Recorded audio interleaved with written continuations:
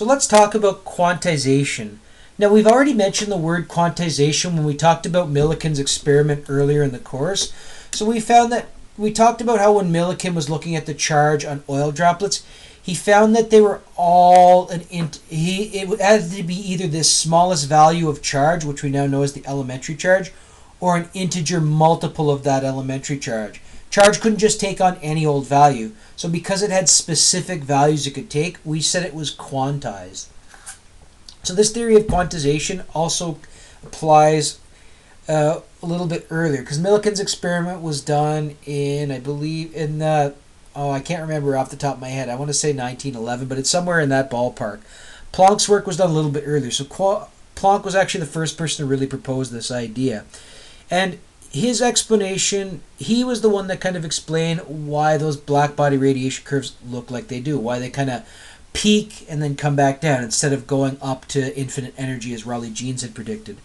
So what Planck had suggested is how classical physics treats the absorption of light, or how matter absorbs energy.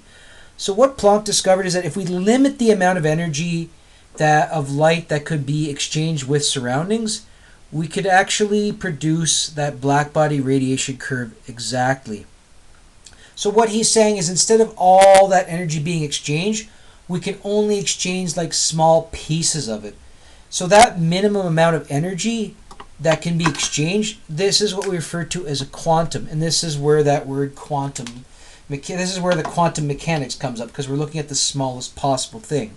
So as a bit of a side note, when we're talking about a quantum is the smallest amount. So if someone says they make a quantum leap in progress, they're telling you they're making the smallest amount of possible progress. So we could calculate the energy for a quantum of energy. So it's either this h times f, we'll talk about what h is in a second, or because we know that c is equal to f lambda for EMR waves, and we're still talking about electromagnetic radiation, instead of f we can have this c over lambda. Both of these equations are on the data sheet.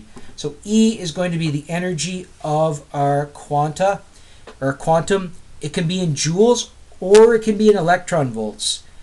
We have this H, so this is a new value. This is Planck's constant.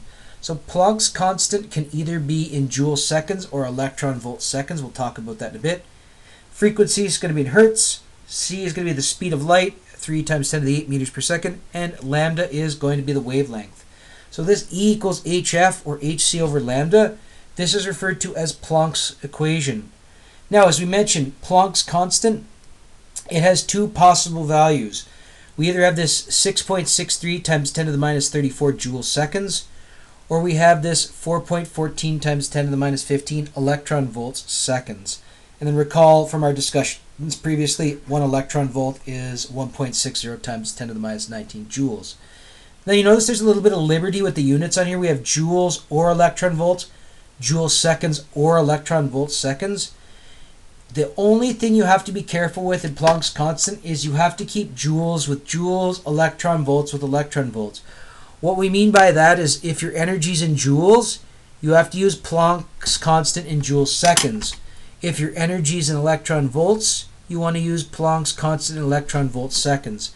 So your units in E and H, they have to match with one another. So if you're using joules here, you have to use joule seconds here, and vice versa. If you're using electron volts here, you have to use electron volt seconds here, and vice versa. So be really careful with your units. I really highly recommend writing out your units for these questions. Otherwise, you could risk some serious pitfalls with units. So be really careful with that. Now, that's not the whole story. Now, as we said, this energy that's transferred in quanta, we're limiting that to whole number multiples of this smallest value. So the energy that can be transferred between objects in a quantum sense, it's limited. It's either going to be that smallest value or an integer multiple of that smallest value, the quantum. So what we're going to say is that energy is quantized. So it can only take those discrete values. So Planck's hypothesis of this whole energy being discretized, it fit the black body curves exactly. Like his predictions and his theory matched experimental evidence bang on.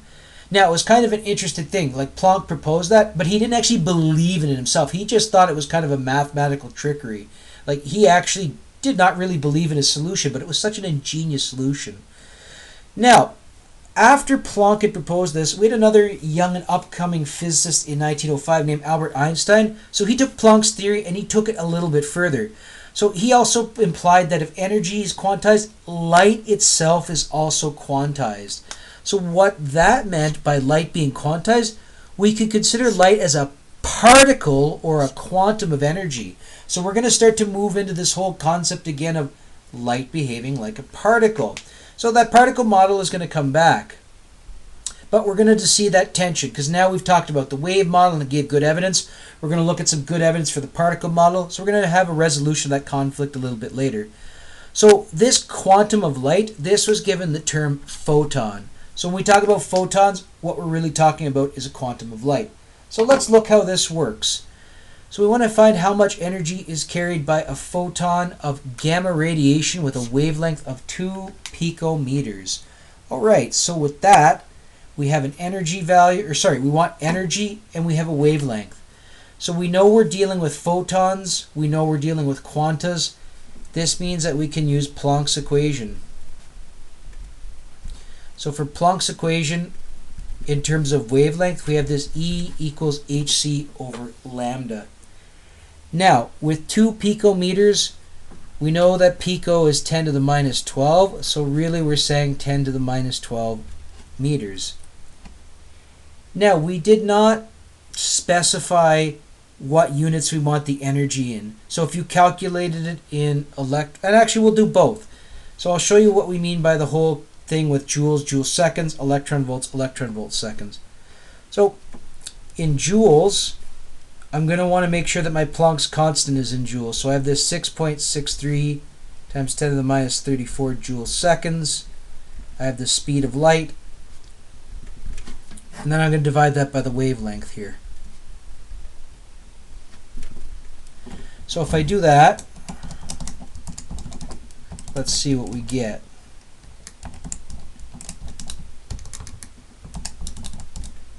So I'm going to get about 9.95 times 10 to the minus 14.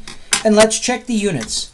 So I have seconds here. I have this seconds on the bottom. Those are going to cancel. I have a meter up top that's going to cancel with that meters. So all I'm left with is joules. So because I used Planck's constant in joule seconds, my value for energy is going to be in joules. So I have this 9.95 times 10 to the minus 14 joules. I could also do this in electron volts. We didn't say no to that. So instead, I'm going to use Planck's constant in electron volts seconds. So this 4.14 times 10 to the minus 15 electron volts seconds. And we got that 3 times 10 to the 8 meters per second. And we're going to divide that by 2 times 10 to the minus 12 meters.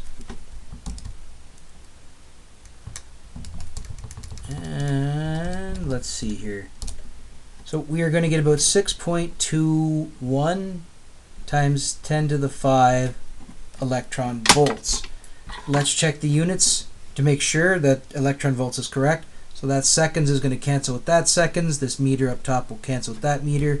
So all I'm left with is electron volts. So if I use Planck's constant in electron volts seconds, my energy is going to come out in electron volts. That's the key with these questions. It's not a hard equation, but be really careful with the units. If you have something in joules, Planck's constant's got to be in joule seconds, and vice versa. If Planck's constant is in electron volt seconds, your energy will be in electron volts, vice versa.